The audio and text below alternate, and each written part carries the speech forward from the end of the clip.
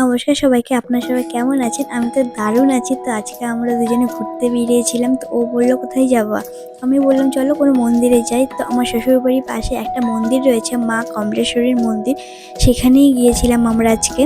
তো এই মন্দিরটি সম্পর্কে আমি বেশি কিছু জানি না, শুধু শুনেছি এই মন্দিরে যে বাৎসরিক পুজো সেটি হচ্ছে চৈত্র মাসে রামনবমীর দিন হয়, আর বড় করে মেলাও হয়। আর শুনেছি এই মন্দিরের মাটি মানে কমলেশ্বরী মা খুবই জাগ্রত, সকলের মনস্কামনা পূরণ করে।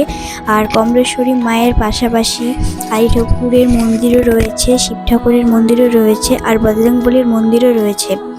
তারপরে মন্দিরটা ঘুরে টুরে এখন আমরা বাড়ির উদ্দেশ্যে রওনা হলাম। তো বাড়িতে যাওয়ার সময় দেখলাম ফুচকাওয়ালা কাকু ফুচকা নিয়ে দাঁড়িয়ে আছে। তো ওখানে আমি একটু নেমে ফুচকা টুচকা খেয়ে নিলাম, আর বাড়ির জন্য কিছু খাবার টাবার নিয়ে এখন আমরা বাড়ি যাচ্ছি। তো টাটা, দেখা হচ্ছে পরে ভিডিওতে। সবাই সুস্থ থাকবেন, ভালো থাকবেন।